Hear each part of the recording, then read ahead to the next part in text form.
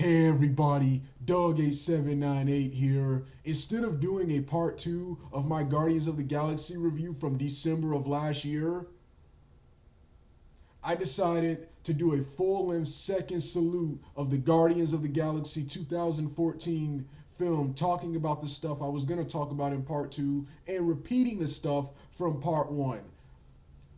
Okay, got to start off from the very beginning.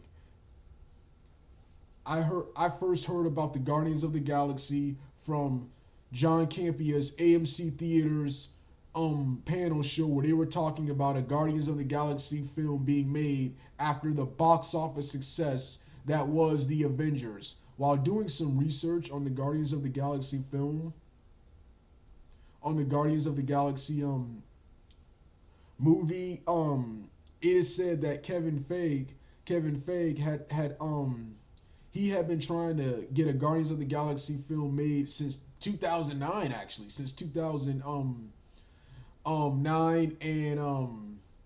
and I liked the title. I liked the title, so I went to Wikipedia and read about what the Guardians of the Galaxy were about. I heard that I first read about the original Guardians of the Galaxy from 1969 that is set in an alternate universe, and the modern day Guardians of the Galaxy, which is the 2018, which is what this movie was based on. I loved what I read, and I love what I read on Wikipedia, and as sort of a sample for what I'll be seeing in the Guardians of the Galaxy film, I watched the Avengers cartoons and the Ultimate Spider-Man cartoons to get a taste of what I'll be seeing in the live action feature length film. And once again, for the most part, I loved what I saw. So I couldn't wait to see what the feature length film would be like. Then I see the trailers already, the trailers and TV spots. I can't wait for this film. I had high expectations for this film, and once again, this film not only lived up to those expectations, it exceeded them, man. This is one of my all-time favorite films. This is the next, for me, this is next the next the next Dragon Ball Evolution, man. And what I mean by that is one of those films I'm going to be watching. I'll be watching a lot. I've already seen this film about 20, 30 times already. This film is that damn awesome. This film is that damn awesome. I'm going to be talking about it a lot on this channel. The same thing I've done with Dragon Ball Evolution. And speaking of that, of course, when I saw what I read on Wikipedia, when I saw the trailers, this film, like I said, I had no idea who the Guardians were. This film reminded me of Masters of the Universe,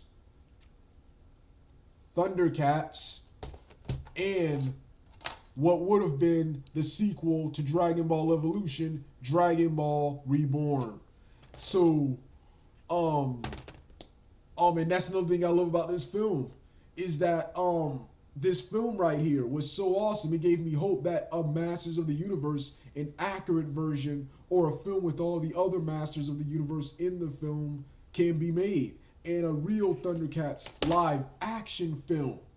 A real Thundercats live action film can be made. Warner Brothers has a CGI animated movie that's been in development till hell since the box office failure of Speed Racer, but no, they should not judge the Thundercats franchise based on the Speed Racer franchise, and they should make a live action film instead of a CGI animated film. All of those films can be made after seeing this awesome film. Seeing this awesome film right here, and then this film, as soon as it started, we're introduced to it. Peter Quill as a boy who was seen listening to a cassette his mama gave him. His mama's dying. His mother's dying of cancer. His mother's dying of cancer, and she tells him to take her hand. Quill turns away. Quill turns away, and she dies. And Quill starts crying and sobbing, and he leaves and is abducted by, later revealed to be, the Ravengers, led by Vandu Wiganta, who in the comics was one of the original Guardians, but here they made him a Ravenger. Then of course, it cuts to present day. It cuts to present day with Quill on Korra, with Quill on Morag, Morag, not Korath, with Quill on Morag, then that badass, hilarious opening which shows Quill in the trench coat with the mask on, which actually makes Quill look scary with the mask on. He takes the mask off, turns on his cassette, and starts dancing. Starts dancing with the titles. Starts dancing to "Come and Get Your Love," "Come and Get Your Love," and that he dances all the way to he kicks the monsters, uses one of them as a microphone, dances all the way up until the palace, and just like Indiana Jones sees the what's his name there, gets it, and then here comes Damon Hajame's character Korra telling him to drop it. How do you know about this? How do you know about this? He says, "I'm just a junker, man. You don't like a junker. You're wearing Ravager armor." And then Korra tells him to come. Ronan may have words for you. And Peter shoots Peter Peter shoots Korra and kills his minions and rides off. And then hilarious moment, Maurice, his the woman he was hanging out with, says, "I'm gonna be totally honest, I forgot you were here." That was hilarious. That moment was so random and hilarious. Then of course we get the badass introduction of Ronan. Ronan was one of the most badass villains I've seen in Marvel Cinematic Universe. Ronan, Ronan, Ronan, and that's probably the only problem I have with the film is that they wasted him. He This was such a cool character. This was such a cool, intimidating character, and they kind of just killed him off, despite his importance in the comics. Despite how important he is in the comics, actually, in the comics, he starts off as pretty much a villain, but over time has become more noble, more heroic over time. And I was hoping to see that here. But man, was Ronan. Ronan was scary. And I loved how he was different from other Marvel Cinematic Universe villains. Um, he wanted to wipe out Xandorian culture in retaliation for killing his father in war, and is outraged by the peace treaty and obeys the old ways of his people, as he says in the what's his name, the opening introduction. I don't remember exactly, but the opening introduction when they're introducing him, when he says, "They call me radical terrorist because I obey the ways of my people and punish the people who do not. A thousand years of war between us won't be forgotten. You will never rule Xandor. No, I will Kira." Then with the hammer, kills the guy. Badass, man. And and this film, this film had a large. This film had not only did it have a large and colorful cast of characters from not only Quill, Drax the Destroyer, Gamora, Nebula, Rocket Raccoon, Groot, Chief Delirio, Denarian Saul, the Nova Corps, Nova Prime, Vandu Iganta and his Ravager friends. So not only did this film have a large and colorful cast of characters, this film had an all-star power cast to portray these characters. Portray these characters. You got Chris Pratt, Peter Quill, professional wrestler Dave Batista, Drax the Destroyer, Zoe Zadana as Gamora, Bradley Ray Cooper voices Rocket Raccoon, Vin Diesel performs motion capture for Groot and voices him, says "I am Groot."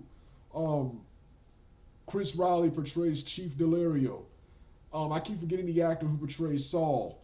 I keep getting the actor's name who portrays Chief Saul. Um, Actress portraying Nova Prime was good. The actress portraying Nebula was good. Lee Pace was badass as Ronan. Damon Hajime was awesome as Korra. Korra was a good sub boss. And and Thanos, his appearance was awesome. I'm scared for the other characters in the Marvel Cinematic Universe, man.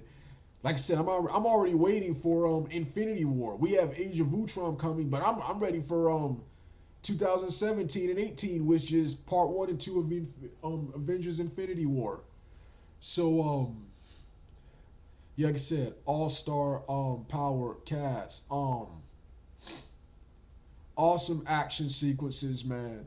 Awesome action sequences when Peter Quill, Drax the Destroyer, and Gamora were on Ronin's ship fighting off Ronin's soldiers, Gamora and Korath.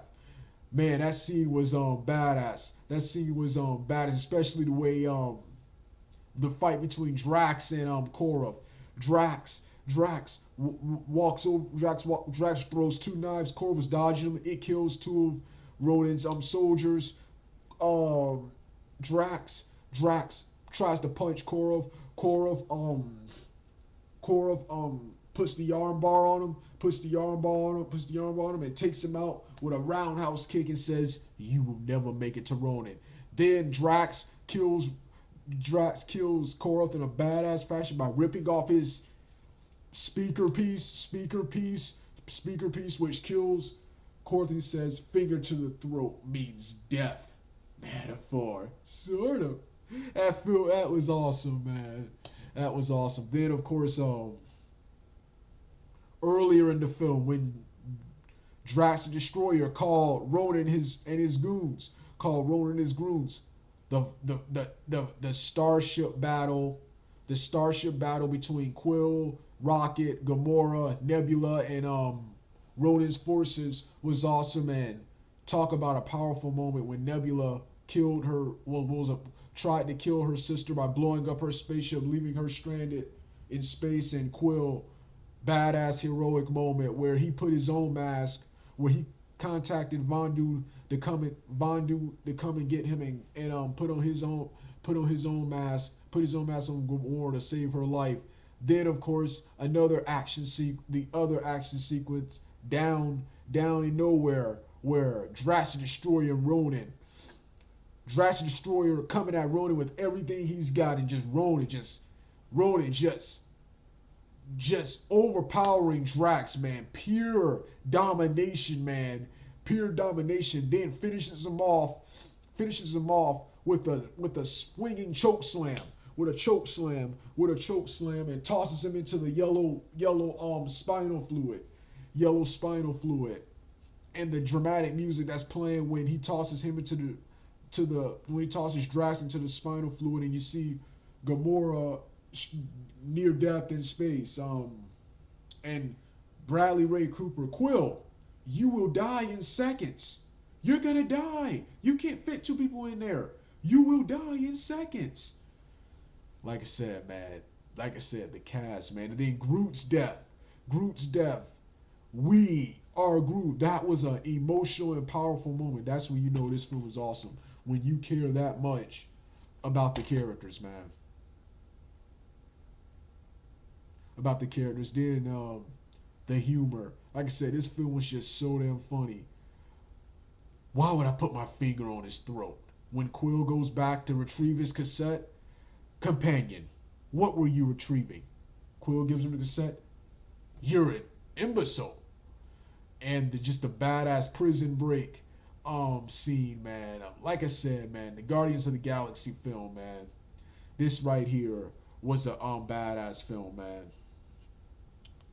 One of the best films I've seen, and one of the best films I've seen. I'm biased towards Marvel Cinematic Universe, Dragon Ball Evolution, TMNT, and movies like Green Lantern. If it's not like those, then it sucks, man. That's how I am now. This is the new standard of films. I can't wait till the Guardians of the Galaxy returns. There's a animated series coming up. I'm gonna give my thoughts on that in a minute. But yeah, like I said, this was an awesome film, man. I can't wait for the sequel. All right, Doug out.